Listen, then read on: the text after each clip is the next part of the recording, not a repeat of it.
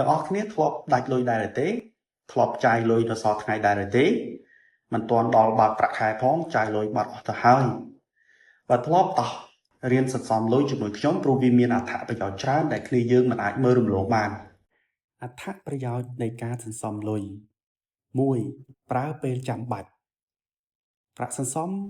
ជួយអ្នកក្នុងករណីចាំបាច់ដូចជាគ្រោះថ្នាក់ចរាចរណ៍មានជំងឺធ្ងន់ត្រូវវះកាត់ឬពេលបាត់បង់ការងារ 2. បង្កើនសុវត្ថិភាពហិរញ្ញវត្ថុអ្នកអាចគ្រប់គ្រងការចំណាយដោយមិនចាំបាច់ខ្ចីលុយគេឬចាយសល់ថ្ងៃ